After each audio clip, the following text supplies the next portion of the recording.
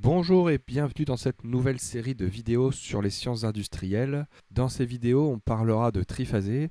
Alors en particulier pour cette première vidéo, on va essayer de présenter un petit peu ce que c'est que le triphasé, donner un petit peu l'intérêt aussi de pourquoi on a fait du triphasé. Alors les prérequis nécessaires pour suivre cette vidéo, donc ce sont tout le monophasé. Il faut bien comprendre comment fonctionne le monophasé, les notations complexes associées aux signaux alternatifs sinusoïdaux et la représentation de Fresnel.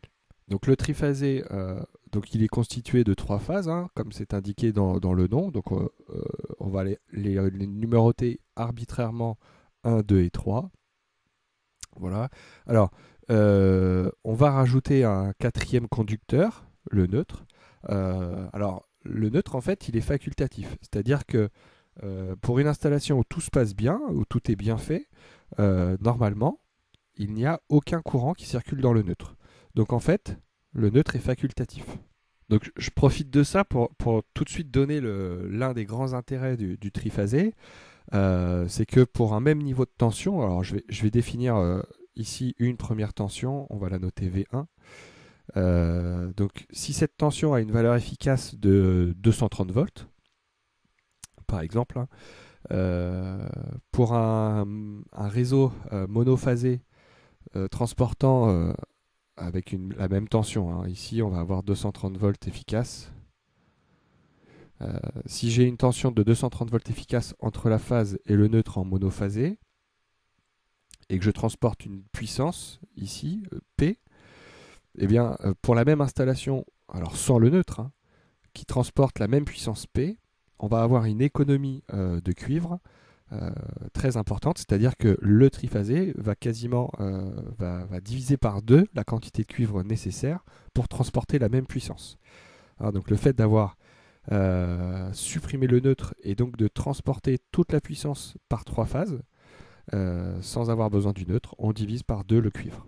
Donc ça, pour le fournisseur, enfin la société qui va transporter l'énergie électrique sur une grande distance, hein, comme on peut l'avoir aujourd'hui en France, eh bien c'est un grand avantage, hein, parce que le cuivre, c'est un matériau qui coûte assez cher. Le deuxième avantage, c'est que si je prends un moteur en triphasé ou un moteur en monophasé, donc là en triphasé et là en monophasé,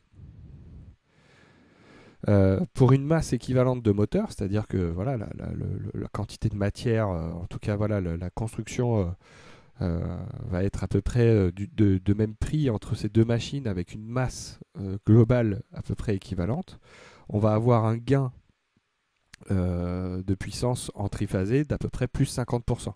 Donc on se retrouve avec une machine de la même taille qui est 50% plus puissante que la machine en monophasé. Voilà, donc je reviens sur le triphasé ici. Donc on va définir deux types de tensions. Donc ici je vous en avais déjà parlé. Donc une tension qui va être définie entre la phase et le neutre. Alors on va définir trois tensions correspondant aux trois tensions de chaque phase, V1, V2 et V3. Donc V1, V2 et V3 sont appelées les tensions simples. Voilà. Alors, les tensions simples, elles sont donc alternatives sinusoïdales et on va parler de réseaux équilibrés directs. Alors, je vous expliquerai ce que c'est qu'un direct après. Un réseau qui serait sous cette forme-là. Donc, on aurait ici V racine de 2 sinus oméga t plus 0. Je vais le noter. Voilà. V2 qui serait égal à V racine de 2 sinus oméga t moins 2pi sur 3. Et puis V3 qui serait égal à V racine de 2 sinus oméga t moins 4pi sur 3. Alors 4pi sur 3, moins 4pi sur 3 ou plus 2pi sur 3. À 2pi près, hein, ça sera complètement équivalent. Alors, on dit équilibré. Pourquoi on dit équilibré? Parce qu'en fait, les trois tensions vont avoir la même valeur efficace, ici grand V. Aussi parce qu'elles sont toutes les trois déphasées l'une par rapport à l'autre de 2π/3. On a trois phases. Si on veut les répartir en termes de phases de manière équitable, eh bien, on divise le camembert en trois parties, donc 2π/3. Pour le mot direct, en fait, ça vient du fait que de l'ordre des phases. Ici, ce qu'on peut voir, c'est que... alors, c'est pour ça que j'ai mis le moins. Vous allez voir tout de suite. Donc, on voit que V1 est en avance sur V2. D'accord? Donc, il y a un angle de 2π/3 entre les deux, avec V1 en avance. Et entre V2 et V3, c'est pareil. V2 est en avance sur V3 d'un angle de 2π/3. Voilà. Et donc, en fait, l'ordre des phases, c'est V1, puis V2, puis V3.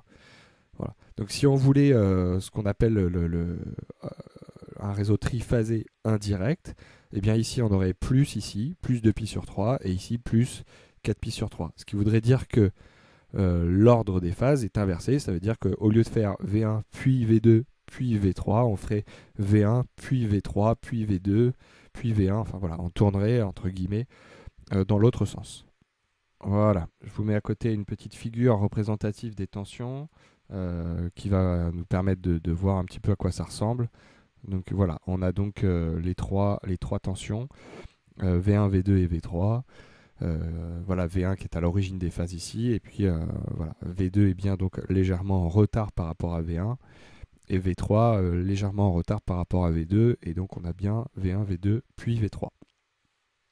On peut voir aussi donc le côté direct, on peut aussi le voir avec un diagramme de Fresnel. Voilà, donc ici je vous le rajoute là, hop, je vais le réduire un petit peu. Voilà ici. Donc ici, alors il n'y a pas l'axe. Hein. Voilà, il y a bien le sens de rotation, mais il n'y a pas l'origine des phases. Disons qu'elle est horizontale et que le centre est bien au centre ici. Donc quand les vecteurs vont tourner, en fait, si je me mets en tant qu'observateur à ce niveau-là, là, si je me mets ici en tant qu'observateur, en fait, quand les vecteurs vont tourner, moi, en tant qu'observateur, je vois passer en fait la tension V1, puis la tension V2, puis la tension V3. Donc je suis bien dans du triphasé dit équilibré direct, puisque je les vois bien passer dans l'ordre 1, puis 2, puis 3. Alors, petite remarque, du fait qu'on soit en équilibré ici, si je fais V1 plus V2 plus V3, d'accord, de manière instantanée, hein, c'est-à-dire que ça c'est valable à tout instant, en fait on se retrouve avec 0. Donc on le voit très bien sur le diagramme de Fresnel. Sur le diagramme temporel, on peut se mettre à un instant donné et puis voir que la somme des trois fera toujours 0. Voilà, donc ça c'est une propriété très, très intéressante qu'il va y avoir pour le triphasé qui peut nous servir. On va pouvoir maintenant définir d'autres tensions à l'intérieur du triphasé. C'est ce qu'on appelle les tensions composées. Alors les tensions composées, elles se composent de plusieurs phases. Voilà, si ça peut être un élément de mémorisation pour vous, n'hésitez pas. Donc on va commencer par U12 et puis on va faire une permutation circulaire des indices pour retrouver une propriété qu'on a vue tout à l'heure. Voilà. Ensuite il va y avoir la tension U23 et puis la tension U31. Voilà. Alors la loi d'Émaille, hein, elle va nous dire que U12 c'est égal à V1 moins V2. U23 c'est donc V2 moins V3 et U31 c'est donc V3 moins V1. Voilà. Alors si on fait le calcul, hein, on va se retrouver avec V racine de 2 racine de 3 sinus oméga t plus pi sur 6. Voilà.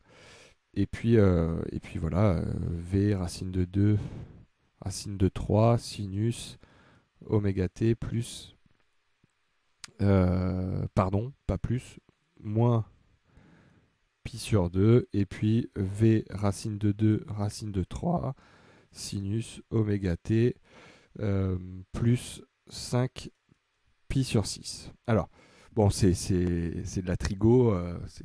Voilà, si on le fait en temporel, c'est de la trigo. Si on le fait en complexe, c'est aussi un peu de trigo. mais c'est plus facile, voilà. Et puis forcément, on peut aussi faire ça hein, dans le diagramme de Fresnel. Donc si je reprends ici que j'ai V1, ici V2 et ici V3, donc V3, V1 et V2, et bien pour construire la tension U12, je vais faire V1 moins V2. Alors moins V2, il est par là. Ça c'est le vecteur moins V2. Et donc je vais me retrouver ici avec la tension U12. Voilà, alors je ne vous fais pas les autres, je vais vous mettre les courbes juste en dessous après. Donc on retrouve la même propriété, alors c'est pour ça hein, qu'on avait pris un ordre de phase avec une permutation circulaire, c'était pour avoir U12 plus U23 plus U31 égale à 0 volts. Voilà, la même propriété que tout à l'heure sur les tensions simples, on la retrouve aussi sur les tensions composées. Voilà, donc je vous mets la courbe correspondante, les courbes correspondantes. Donc ici, on a bien donc les tensions simples et composées qui sont représentées. Et puis, je vous mets aussi voilà, une illustration du diagramme de Fresnel. Ça me permet d'aller un peu plus vite. Hein. Voilà, donc on retrouve la construction que j'ai fait précédemment pour la tension U12. Et puis ici, vous avez une représentation donc temporelle des 3 tensions simples et des 3 tensions composées. Alors, ce qu'on voit très rapidement ici avec ce graphique, c'est que les tensions composées ont une amplitude un peu plus grande que celle des tensions simples. Et on le voit ici en fait, on le voit là, on voit que la valeur maximum des tensions composées, eh bien c'est V racine de 2 racine de 3. Donc, ce qui veut dire que si on voulait écrire UIJ, hein, peu importe, sous la forme de U racine de 2 avec U, la valeur efficace des tensions U, qui est égale hein, à chaque fois, moins phi IJ, hein, peu importe, voilà. Eh bien, on va se retrouver avec U égale à V racine de 3. Voilà. Donc ça, c'est un résultat qui est intéressant. Voilà, faites le calcul, hein, que ce soit en temporel ou en complexe, mais faites le calcul et puis on peut facilement redémontrer ce résultat. Et voilà, c'est terminé pour cette première vidéo sur le triphasé. On se retrouve bientôt pour une deuxième vidéo où je parlerai de charge et de couplage de charge sur un réseau triphasé. À bientôt!